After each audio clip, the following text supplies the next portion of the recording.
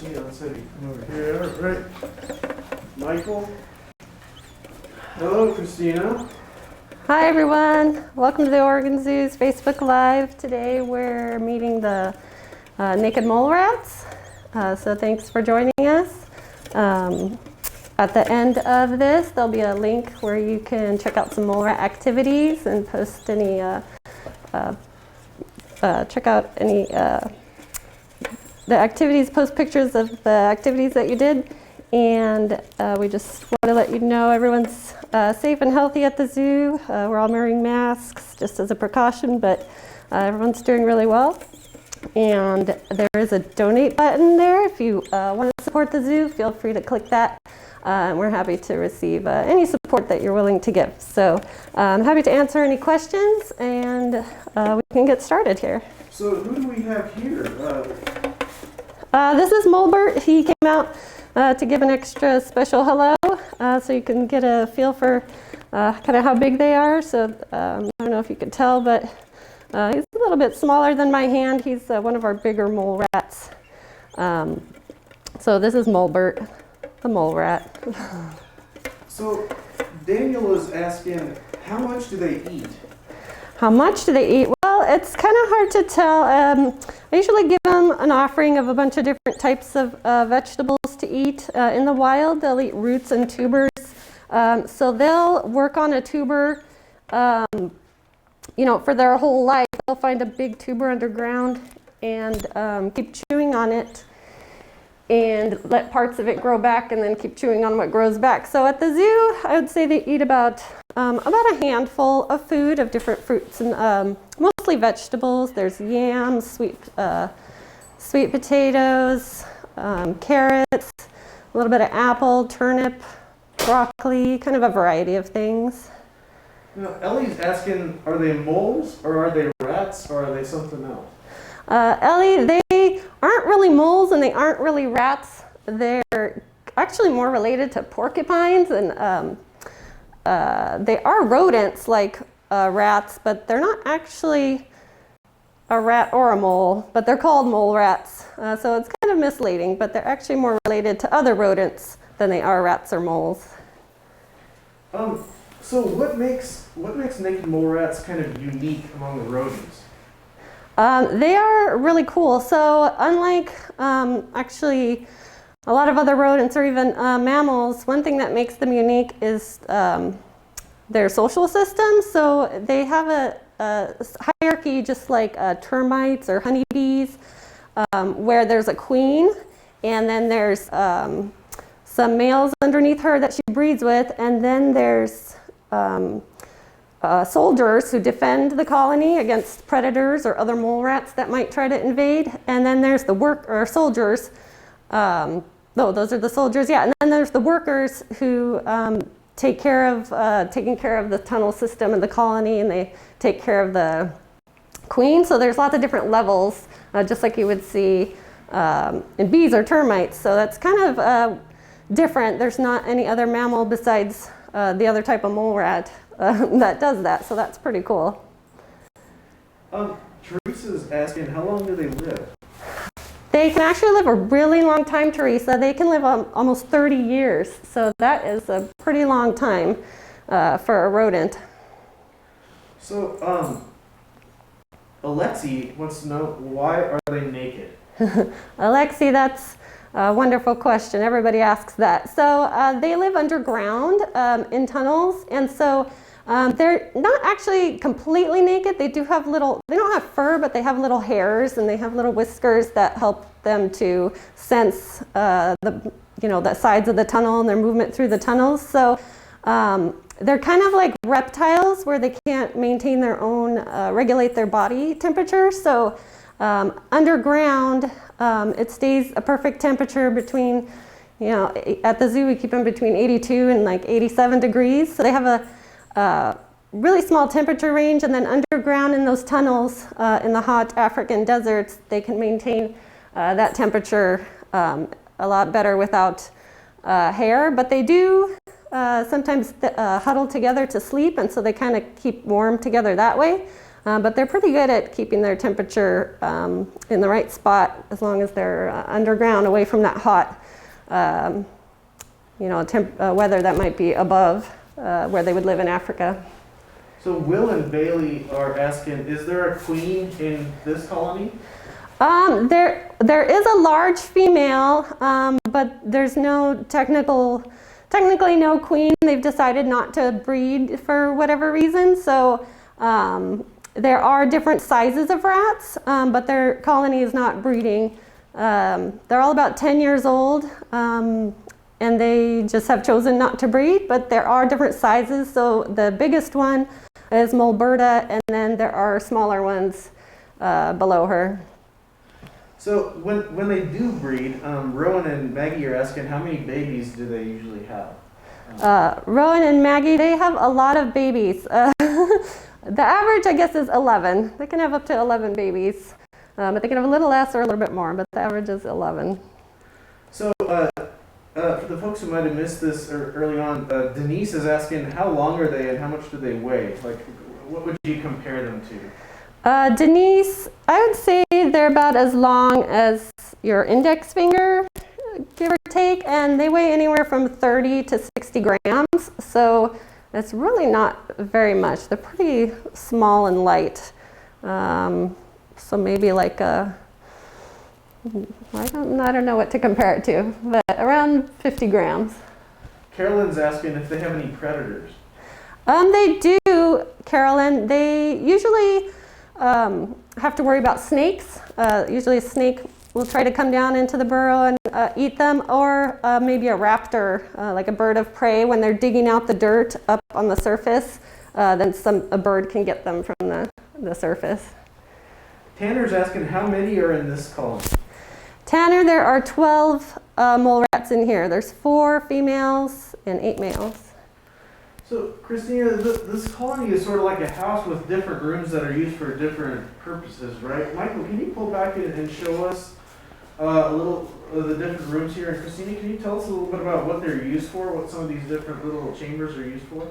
Yeah, so they have all these different little chambers that we've made for them, but in the wild they would make different chambers in their tunnel system, and which can be very large. So there's different ones that are kind of the bathroom, where they might all go to the bathroom, and then they have one that they all sleep in, which is a bedroom.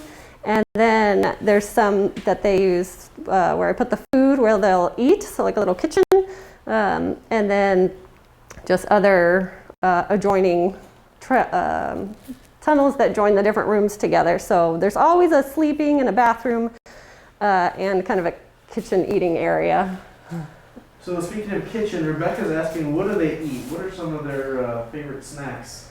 Rebecca, their favorite, I think, is corn on the cob. They love corn on the cob. They always go for that first. Or a little piece of apple. They'll like some fruit, but they do like the yams, and they'll eat beets and carrots, turnips, parsnips. They'll pretty much eat most of the stuff we put in there, but I think their favorite is corn.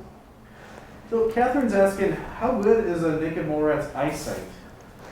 What was her name? Catherine. Catherine. Oh, thanks, Catherine.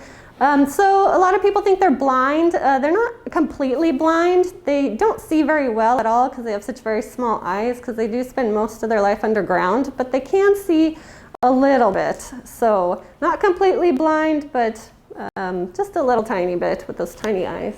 So how do they navigate? How do they find their way around in these really dark burrows? So they use kind of the hairs on their body to help them get around, and then also smell is really important to them. So they actually take baths or kind of roll around in the poop chamber. I know that sounds gross. It's not something we would want to do, but they like to roll around and get that pee smell all over them, and that's really important for communication between the colony, so they all know that that's the same member of their colony. So if another mole rat came in and tried to invade, they could tell that it was different because it smelled different. So smell is really important for them in their colony. So Carolyn's asking if they would ever come above ground, and Tio wants to know why they would go above ground. Teal, they wouldn't really normally go above ground. Sometimes they'll be digging their dirt out through a hole, kind of like when you're walking around, you see mole or gopher holes. There's dirt kind of mounded up on the ground. So they'll be kicking the dirt out. And that's really the only time they would come up that you might see them is when they're kicking out the dirt. Otherwise, they're underground. Blaine's asking, in the wild, how many naked mole rats would be in a colony? Gosh, they could be anywhere from like 20 to 75. So they can get a lot bigger than this for sure. And how expansive can their burrows be in the wild? I've heard they can be like several football fields long, so that's pretty big. It's amazing. So for the folks tuning in, again, we are having some more questions about what's the purpose of their furlessness? The purpose of their furlessness, I would say just to keep their temperature underground because it's so hot above, so they need to kind of keep cooler in their underground burrows. But it's just a cool way that they've kind of evolved and adapted to their environment that they live in. Cat's asking if there's any sort of enrichment that they enjoy. Cats, they like a bunch of different things. Sometimes we'll put different little wooden toys or things to chew on or little houses for them. They actually really love paper rolls, like toilet paper rolls or cardboard rolls. They love to chew those up, so I think that would be their favorite. But we'll put little like wooden parrot toys in there, and they like to bury them and move them around from chamber to chamber. So, and then just, yeah, any kind of new fun food item, like at Halloween time, we'll give them a little pumpkin, and they like to climb on it and chew on it. So, yeah, all kinds of different things. But I think paper products are kind of their favorite to chew up and move around. So we have some folks asking if these guys make good pets. You know, I would say no, because they have these really big, strong teeth that can actually chew through concrete, which is pretty amazing. The way their jaw is built, they're able to have a lot of force in their jaw. So, and they need to be kept in a big colony because they're such social animals that live in a big group together. So. I would say they probably wouldn't be the best pet. There's plenty of other animals that would make much better pets. So tell us a little bit about, I know one of them is mole bear. Can you tell us about some of these other mole rats' names? Yeah, so their names are kind of funny. I know they named them all mole-related names. So there's Molebert, Moleberta, Moley May, Moley Ann. There's quite a variety of them, but they're just mole-related names. So, Michael, can we come over to the other side and we can take a look at the other side of the habitat here?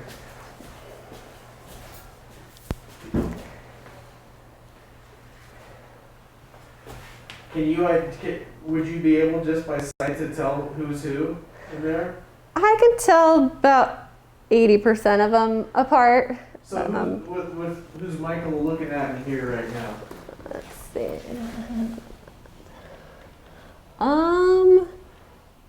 Let's see. Maybe Mole Ann and how is that? It's hard to tell from this angle. So I usually just go by size. So Molebert and Moleberta are the two biggest ones.